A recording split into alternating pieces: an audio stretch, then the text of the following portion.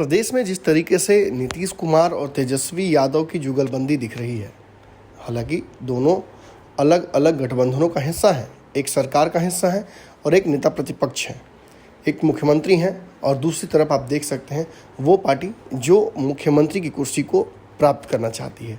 लेकिन इन दोनों के बीच जुगलबंदी लगातार दिख रही है। ये जुगलबंदी और किसी कारण से नहीं बल्कि बिहार में राजनीति के दबाव की वजह से हो रही है। बिहार में जहाँ एक तरफ एनडीए गठबंधन सरकार में है, एनडीए गठबंधन में अब 3 दल बचे हुए हैं, लेकिन गठबंधन अस्थिर नज़र आ रहा है। नीतीश भाजपा के बीच विभिन्न मुद्दों पर, चाहे जातिगत जनगणना हो, जनसंख्या नियंत्रण हो या राज्यसभा एमएलसी की सीटें हों, सभी पर विवाद है और इस विवाद के कारण ही नीतीश कुमार और तेजस्वी यादव की नज़दीकियाँ बढ़ी हैं।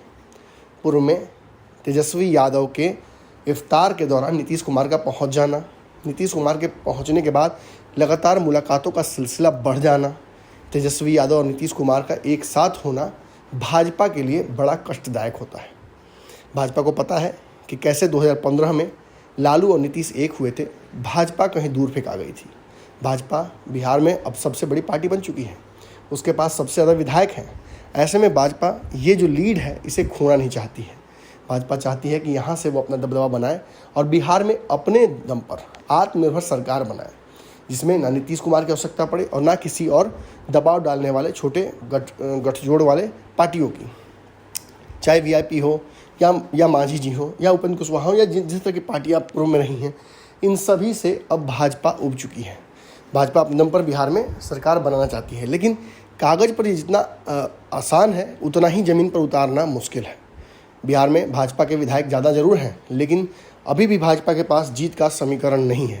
नीतीश कुमार से अलग हटते ही भाजपा वापस कमज़ोर हो जाएगी, ऐसा अनुमान लगाया जाता है। लेकिन अब नीतीश कुमार बिहार में तेजस्वी के साथ लगातार खुलकर सामने आ रहे हैं, सार्वजनिक मंचों को साझा कर रहे हैं और जातिगत जनगणना पर नीतीश कुमार और तेजस्वी यादव एक होकर भाजपा से लड़ रहे हैं। अब पूरे देश में तो जातिगत जनगणना हो नहीं रही है, लेकिन बिहार में नीतीश कुमार ने जिस तरीके से जातिगत जनगणना कराने को लेकर अल्टीमेटम दे दिया है, भाजपा के खेमे में इसकी वजह से भगदड़ी मची हुई है। सभी को समझ में नहीं आ रहा है कि आखिर बयान दे तो क्या दें, किस तरीके से नीतीश कुमार को साधें। और नीतीश कुमार उस दबाव को लगातार बना रहे हैं तेजस्वी यादव से मुलाकात करके। जहाँ एक तरफ भाजपा चाहती है कि जातिगत जनगणना नहीं हो, वहीं दूसरी तरफ भाजपा के पास ऑप्शंस भी नहीं हैं। भाजपा बिहार में नीतीश कुमार की बात मान रही है, लेकिन रहकर बीच बीच में अपने नियम और शर्त थोप दे रही है। जातिगत जनगणना होगी तो उसमें मुसलमानों की जातियां भी जोड़ी जाएं। जातिगत जनगणना होगी तो उसमें रोहिंग्या मुसलमानों को नहीं जोड़ा जाए। जातिगत जनगणना होगी तो साथ में जनसंख्या नियंत्रण की भी बात की जाए और किन जातियों में अग्रेसिव जनसंख्या बढ़ रही है ये भी पता किया जाए। ये सारे दबाव जो भाजपा डाल रही है, इससे नीतीश कुमार को कोई फ़र्क नहीं पड़ रहा है। भाजपा दबाव डालती है, नीतीश कुमार तेजस्वी का नाम ले लेते हैं या तेजस्वी के से मुलाकात कर लेते हैं, भाजपा फिर चुप हो जाती है। बार बार बीजेपी को अपना स्टैंड बदलना पड़ता है, कभी जातिगत जनगणना के सपोर्ट में, कभी उसके विरोध में। ऐसी स्थिति में, ऐसी आहापोह की स्थिति में भाजपा कैसे पहुँचेगी और इसका फ़ायदा क्या होगा? देखिए, बिहार में राज्यसभा की सीटों के बाद आपको पता है एमएलसी की सीटों के लिए भी फैसला लेना है। इसमें भाजपा फिलहाल 4 सीटों को अपने पाले में की हुई है। आपको पता होगा, इसीलिए जीतन राम मांझी भी अग्रेसिव होकर बयान दे रहे हैं कि उनके बारे में भी सोचा जाए, एक एमएलसी की सीट उनको भी दी जाए। आपको याद होगा, जदयू ने भी बयान दिया है, जदयू ने कहा है कि 50-50 पर फॉर्मूला रखा जाए। अब भाजपा अब तक इस मुद्दे पर कुछ नहीं बोली है। भाजपा इन सीटों को लेकर फैसला अपने शीर्ष नेतृत्व को दे चुकी है और चाहती है कि इसमें बड़ा हिस्सा वो खुद रखे।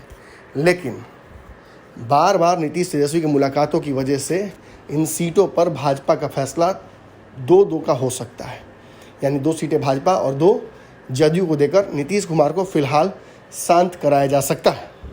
इससे नुकसान भाजपा का है, लेकिन भाजपा नीतीश और तेजस्वी की मुलाकातों की वजह से जो दबाव बना हुआ है उसको झेलने के लिए ये कुर्बानी दे सकती है, ऐसा खबर लगातार आ रहा है।